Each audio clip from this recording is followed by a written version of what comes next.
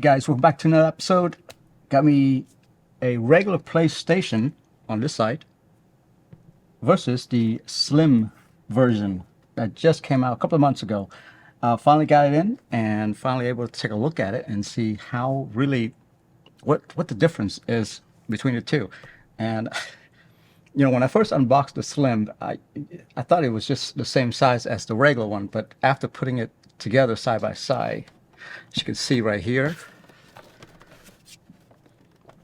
is significantly slimmer. They weren't kidding when they gave it the slim name.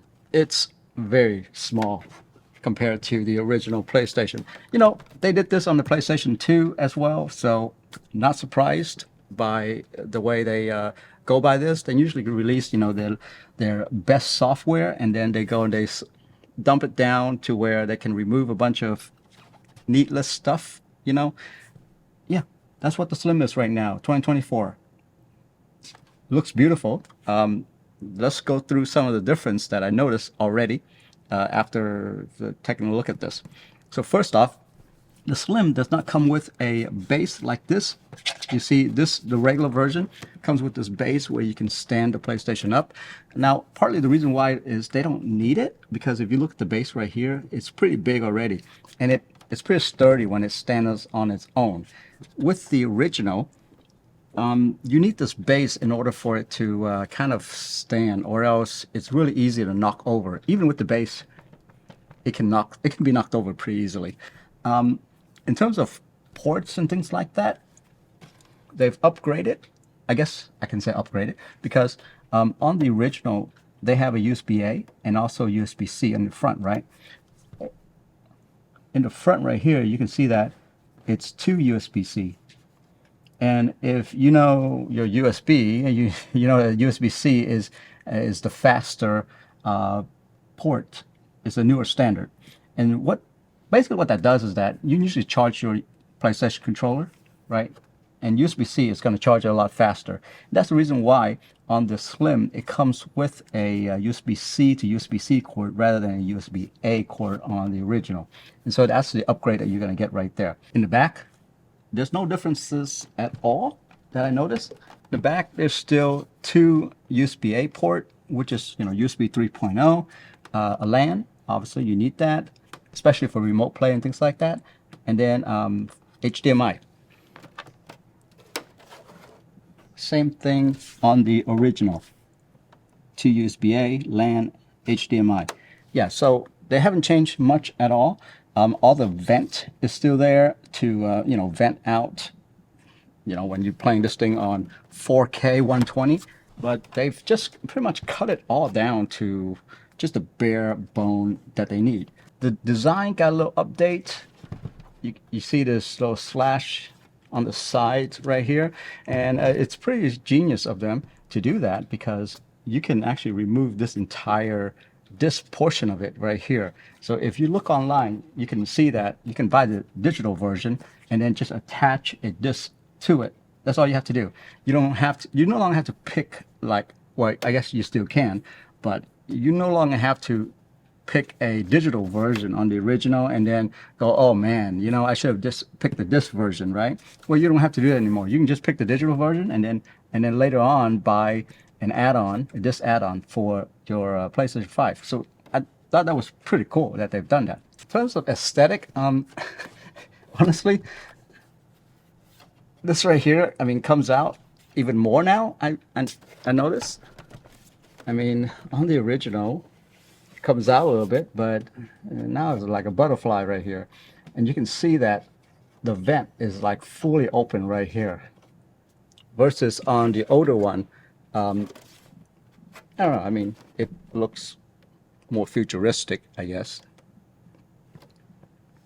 Now here's the thing, PlayStation 5 still have a problem with, if you want to do horizontal stand rather than vertical stand, it's still pretty funky when it comes to putting it, just laying it down. You can see that it's still like, I have no idea what this is right here. So anyway, you may have to buy some kind of stand for it. Now sizes, I want to put it right next to each other so you can see this. But the size Yeah. The size right here, see, it's about, I say 15-20% smaller in terms of the height.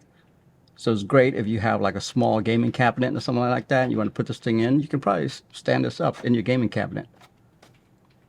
Now on the side, let's put this in front and then this in the back.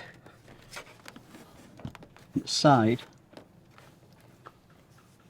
you see that it is pretty slimmed down. If you're thinking about getting the original PlayStation or this one, consider your cabinet size, I guess. If you're not putting this into a cabinet or anything like that, I don't think it's that big of an issue, to be honest with you, because all the ports and stuff, I mean, you get one extra USB-C versus USB-A. It's not that big of a deal. I think charging the controller, you still have a USB-C on the original in order to fast charge it. But either way, I don't think it's that big of a deal. Speaking of controller pretty much does same controller. I mean, you're not getting a slimmer controller or anything like that, so you don't have to worry too much about it because the original controller is already super nice. Okay, so let's weight this thing. Let's see how much heavier this thing is versus the slim one, all right? Okay, so in terms of how heavy this thing is, 9.4 pound. That's how heavy the original one is, 9.4 pound. The newer one, 6.9 pound. Wow, that is significantly lower. So you're talking about like over 2 pounds less, right? Did I do my math correctly? Yeah, about over 2 pounds less than the original. So yeah, I mean, honestly, how heavy it is, I don't think it would be that big of a deal because you're not really taking this thing around. It's not portable, right? It's just gonna sit in your desk. So in terms of how heavy it is, I don't think it's that big of a deal. But now, space-wise, the slim, yeah, I think it's significant. Think about your space. That's what I would say. In terms of power and performance, both of them does the same. 4K 120, 8K. You're not getting an internal upgrade at all on this one. Now, for some of you that are thinking about the digital version, now that's a different story. If you're thinking of a digital version, I would recommend getting the slim because 6 months down the road, you wanna upgrade it. You wanna attach a disk drive to it. You can just buy a disk drive to attach to a slim, and that will turn it into a disk console. On the original, you can't really do that. Yeah, you can't really remove this thing or anything like that or attach this thing to the digital version, okay? Okay, so the last thing that I want to talk about is, which I haven't confirmed yet with Sony, but on the box on the original right here, it says 825 gig, which is,